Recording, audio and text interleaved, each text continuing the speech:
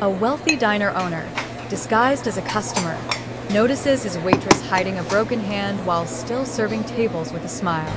But when he digs deeper, he uncovers a heartbreaking truth that changes everything and leaves him questioning his own humanity. The diner buzzed with the usual late evening chatter, plates clinking against tables, the smell of coffee thick in the air. Nobody noticed the older man in the corner booth, dressed in worn jeans and a faded jacket. To everyone else, he looked like another tired traveler passing through. But behind his calm eyes hid a secret. He wasn't a customer. He was the owner. Ethan Cole, a man whose fortune was written about in glossy magazines, had built this diner empire from the ground up. Yet tonight, he sat in disguise, determined to see how his employees treated customers when no one was watching. Success had made him skeptical. He wanted to know who worked with honesty and who wore fake smiles only when the boss was around. As he studied the staff, his eyes landed on one waitress. She was young, probably in her 20s, her apron slightly frayed. Her smile was warm, but something about her movements felt off. She carried a tray with her left hand, carefully avoiding using her right. At first, Ethan thought it was nothing. But then, when she leaned to pour coffee, her sleeve slipped just enough for him to glimpse a tightly wrapped bandage across her wrist. A broken hand. Yet she kept moving, serving coffee, balancing plates, rushing to refill cups as if nothing was wrong. Ethan's chest tightened. He could afford to disappear for weeks in luxury if he had the slightest paper cut, and here was this girl, injured, clearly in pain, still working a double shift. Why? He pretended not to watch, but his mind wouldn't let go. Every time she walked past, his curiosity grew sharper. Why didn't she call in sick? Why wasn't anyone helping her? At one point, the girl set down a plate of pancakes at a booth of 3 men. Ethan noticed her hand tremble as she placed the fork. The man at the table frowned, snapping, "Can't you move faster?" She flinched but whispered, "I'm sorry, sir," and hurried away. Not once did she defend herself. That was the moment Ethan's test took an unexpected turn. He had come undercover to catch dishonesty, laziness, or arrogance. Instead, he found himself staring at quiet suffering and the silence of everyone around her. He waved her over when she passed by his table. Up close, her face looked even more exhausted, her eyes holding shadows of sleepless nights. "Coffee, sir?" she asked gently, lifting the pot with her good hand. Ethan studied her. "You've been on your feet all night?" She hesitated, then forced a smile. "Yes, sir. It's fine. Part of the job." But it wasn't fine. He could see the way her bandaged hand twitched each time she gripped the pot. He wanted to ask, "Why are you here? Why don't you rest?" Yet he knew pushing her now would only make her retreat further. Instead, he nodded. "Strong coffee, please." As she poured, he noticed how carefully she shifted the weight to her left side, hiding the pain. She moved like someone used to pretending. Someone who had learned to mask hurt because the world rarely cared enough to ask. The thought made his stomach turn. When she left, Ethan decided he couldn't just sit and watch anymore. But before he could call her back, another staff member whispered near the kitchen door, "I told her to take the day off." She wouldn't listen. So she had been given the chance to rest, and still chose to come. Why? That single question burned in his mind like fire. And it was no longer just curiosity, it was personal. He needed to know what pushed someone to work through pain like this. As the minutes ticked on, he observed everything. The way she avoided looking at her hand, the way she smiled too quickly, the way her shoulders sagged when she thought no one was looking. Ethan realized she wasn't only hiding an injury, she was hiding a story. And something told him it wasn't just about the broken hand. When the rush slowed, Ethan slipped a crisp bill into the check folder, then stood. But instead of leaving, he moved quietly toward the back hallway where staff often slipped out for breaks. And there she was, leaning against the wall, her hand pressed against her chest, her face twisted in silent pain. She didn't see him at first. She whispered under her breath, "Just one more shift. You can't lose this. Not now." Her voice cracked on the words. Ethan froze. Not now? Lose what? He stepped forward. She startled, quickly lowering her hand and forcing a smile again. Oh, I'm sorry, sir. Customers aren't allowed back here. Ethan's voice softened. You're hurt. Why are you still working? Her smile trembled. It's nothing really. Just a small accident. A small accident doesn't break bones, he said quietly. Her eyes darted to the floor, her lashes trembling as if holding back tears. For a long moment, she said nothing. Then she whispered, If I don't work, I don't get paid. And if I don't get paid, her voice trailed off. Ethan's heart clenched. It was the same silence he had once heard in the voices of struggling employees decades ago, when he had nothing but debt and a dream. He knew what it meant. Bills. Survival. Maybe even something more. But before he could ask further, the manager's voice echoed down the hall. Break's over. Let's go. The girl straightened instantly, hiding the weakness in her body, and gave Ethan one last polite smile. Please don't say anything. I'll be fine. Then she walked past him, back into the diner lights, carrying her broken hand like it was invisible. Ethan stood frozen, her words ringing in his ears. Please don't say anything. But how could he stay silent now?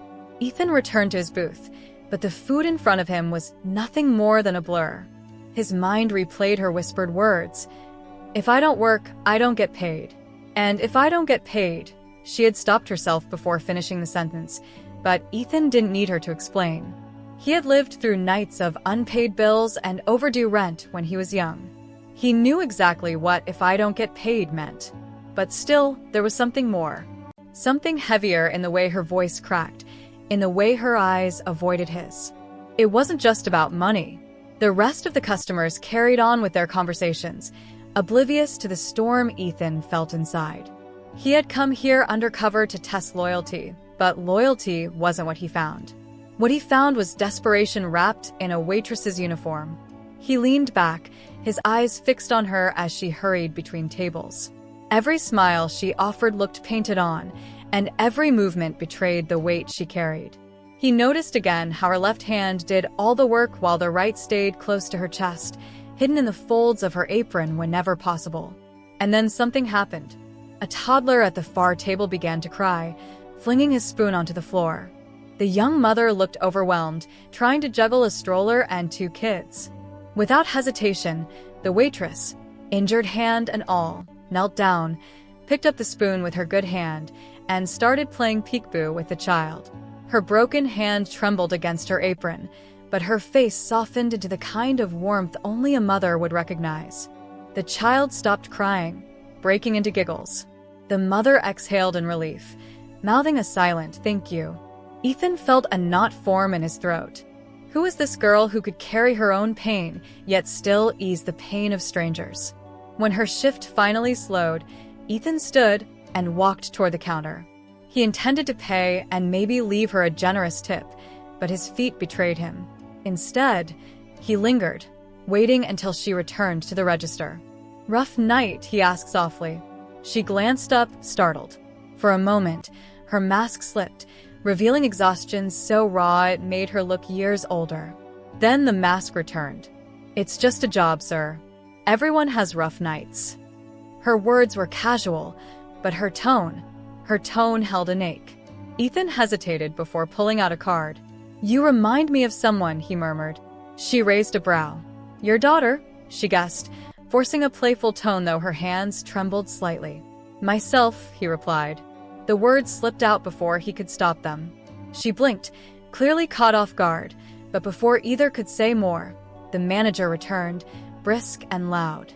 "Sarah, stop chatting and clear table 7. Chop chop." Sarah. Ethan finally had her name. She flinched at the sharp tone, but nodded quickly. "Yes, sir." Then she turned back to Ethan with an apologetic smile. "Excuse me." And just like that, she vanished back into the sea of tables. Ethan's jaw tightened. He had built this diner chain with the belief that employees should be treated like family. But here, his own manager barked at a girl with a broken hand, as if she were disposable. His chest burned with shame. How many other stories like Sarah's had gone unnoticed under his name? But there was no time to think. A sudden crash echoed across the diner, plates shattering on the floor. Everyone turned. Sarah stood frozen, shards of porcelain scattered around her feet, coffee dripping across the tiles. Her left hand clutched at her apron, while her right, her injured hand, hung limp, trembling violently. The room went silent. Ethan rose instantly, but before he could reach her, the manager stormed over, red-faced. "Are you kidding me, Sarah? That's the third plate this week. Do you know how much this costs us?" Sarah shook her head, stammering, I'm sorry. I'll pay for it, I promise." "With what?" the manager sneered. "Your tips? You can't even carry a tray properly. Maybe you should just quit before you embarrass yourself further." The words landed like knives. Sarah's eyes glossed with tears she refused to let fall. Ethan's fists clenched under the table. He had heard enough. "Don't you dare speak to her like that," he said sharply, his voice slicing through the silence. The manager turned, surprised. "And who are you to tell me how to handle my staff?" Ethan took a step forward, his eyes locked on Sarah's trembling frame. "Someone who doesn't like bullies." For the first time that night, Sarah looked at him not as a customer, but as a lifeline. Her lips parted as if she wanted to speak, but she swallowed the words, lowering her gaze. The tension in the room was thick. Customers whispered, forks clinking nervously against plates. The manager, puffing up his chest, snarled, "If you don't like how I run things, you can take your business elsewhere." Ethan's lips curved into a grim smile. If only he knew. But instead of revealing himself, Ethan held his tongue. He wanted to see what Sarah would do. And what she did broke him. She whispered, "Please don't argue. I'll pay for the plates. Just let it go." Her voice cracked on the last word. She bowed her head, shoulders trembling under invisible weight, and began kneeling to clean the shards with her bare hands. Ethan's heart twisted. She was bleeding. He could see the tiny cuts forming on her fingertips as she picked up the sharp edges. Why was she enduring this? Why was she swallowing her pride, her pain, her very dignity just to keep this job? And then, in that fragile silence, she muttered something so faint it nearly vanished under the hum of the diner. "I can't lose this, not after everything." Ethan froze. Not after everything. The words rang louder than any scream. What had she lost? And why did keeping this job matter so much? He knew in that instant. He wasn't leaving this diner tonight without answers. The diner had grown quieter, but inside Ethan's chest, a storm raged louder than the clatter of dishes. He could no longer sit back and watch. He moved closer to Sarah, who was still on her knees, sweeping broken shards with her injured hand as if the pain didn't matter. "Stop," Ethan said firmly, kneeling down beside her. She looked up, startled, and shook her head quickly. "Please don't. If I don't clean it, she trailed off, glancing nervously at the manager. Her words cut Ethan like glass. She wasn't afraid of the mess. She was afraid of the punishment. "Sarah," Ethan whispered, lowering his voice so only she could hear. "You're hurt. Tell me why you're really here. Tell me what you're hiding." For a moment, her eyes filled with resistance, as if walls built over years were begging her not to crumble. But then they cracked. A single tear slipped down her cheek, followed by another, and suddenly, her secret poured out like floodwaters she could no longer hold back. "My little brother," she whispered, choking on the words. "He's only 8. He has a heart condition. The hospital bills are crushing us, and after my parents died last year, there's nobody left. Just me. If I don't work, he doesn't get medicine. If I don't pay, Her voice broke entirely. Ethan froze. His throat closed up, his vision blurring for the first time in years. This wasn't just survival. This was sacrifice. She wasn't holding on to the job for herself. She was holding on for her brother's life.